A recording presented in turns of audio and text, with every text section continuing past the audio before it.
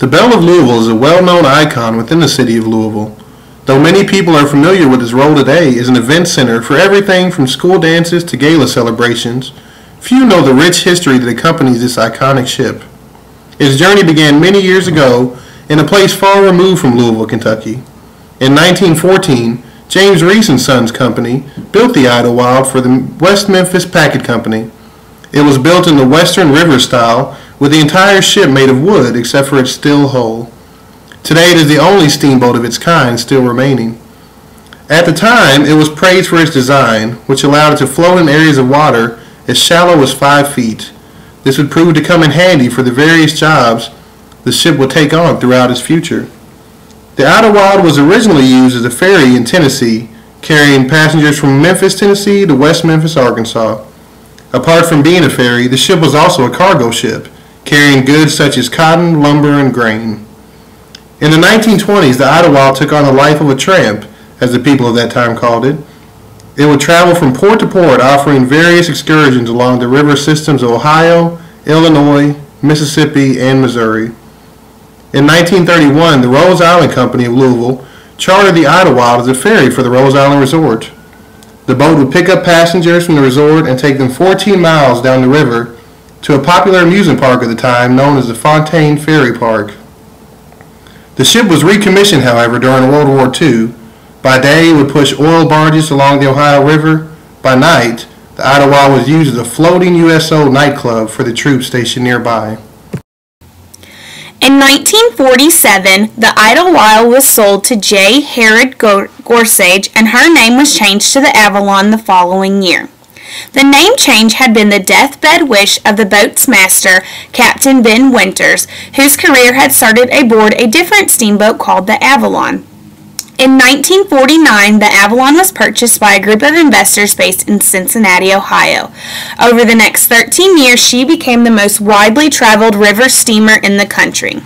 The Avalon pulled into ports all along the Mississippi, Missouri, St. Croix, Illinois, Kanawha, Ohio, and Cumberland rivers.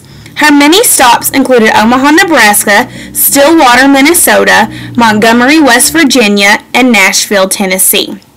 During this time period, major improvements were made to the Avalon. A 33 by 96 foot hard maple dance floor and stage were installed. The owners also enclosed the main and boiler decks in glass so that her seasonal operation could be extended. Even though she had gone through extensive improvements, by 1962 the Avalon was a sorry sight. Financial troubles for the boat, changing habits of recreation and leisure time, and the advent of television and air conditioning had brought an end to this colorful and romantic era in steamboating. The boat was literally days away from the scrapyard when an auctioneer offered to put the doomed steamboat on the auction block. On May 24, 1962, she was purchased at the auction for $34,000 by Jefferson County Judge Executive Marlowe Cook. He later became a Republican senator for Kentucky. The Avalon then was brought to her permanent home in Louisville, Kentucky, where she was renamed the Belle of Louisville. The Belle of Louisville was in poor shape and needed major repairs. The restoration of the steamboat was supervised by marine architect Alan Bates. On April 30, 1963, the Belle of Louisville made her first race against the Delta Queen. This was the beginning of the tradition of the boats racing on the Wednesday before Derby, which became the Great Steamboat Race. In the late 1960s, the Belle of Louisville went under construction again to lengthen and widen the boat. Her final size is 200 feet by 46 feet. In 1966, the Belle had a new steam-powered calliope installed on the roof. The calliope is played before she leaves the dock in order to attract people to the steamboat to buy a ticket to ride the Belle. In 1989, the Belle was designated as a National Historic Landmark and is listed on the National Register of Historic Places. The city nearly lost the vessel in August of 1997 due to an open freshwater valve. On August 24th, the crew of the Belle found her sitting on the bottom of the Ohio River. No one could speculate what her future would be after this event. However, with many specialists working furiously to fix the problem, she was raised again and continues to offer cruises. Today, the Belle of Louisville is a popular attraction for both tourists and the locals. It is a popular venue for weddings, corporate events, reunions, and dances.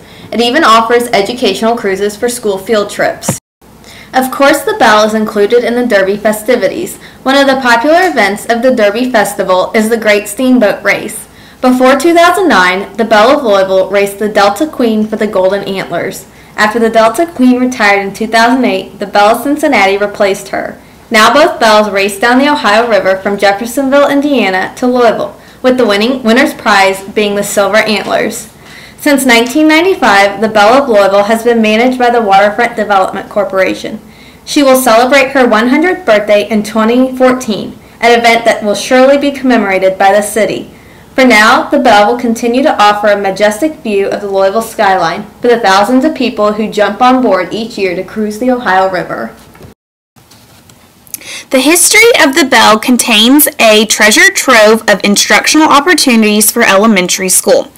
As a historical perspective, understanding the prevalent use of the river systems during this time period of America can help students compare modes of travel from the past to the present.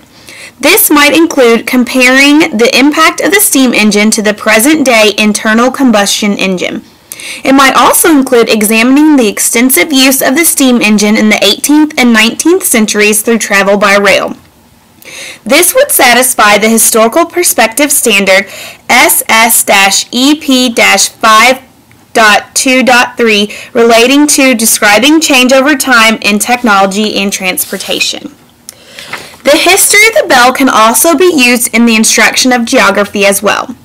Students can study the river systems of America in order to analyze their role in transportation and settlement in the steamboat era. This would work especially well considering the boat's extensive and varied travels throughout the different river systems.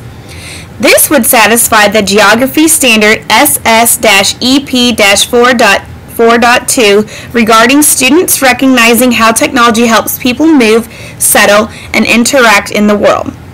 The history of the Belle could even be integrated into economics through the use of the limited resource of coal. Although scarcity was not reached in the time of the steam engine, the subject of coal as a limited resource would be especially poignant considering that Kentucky is the second largest distributor of coal in the U.S. This satisfies the economics standard SS-EP-3.1.1 regarding students developing an understanding of the nature of limited resources and giving examples of resources in general.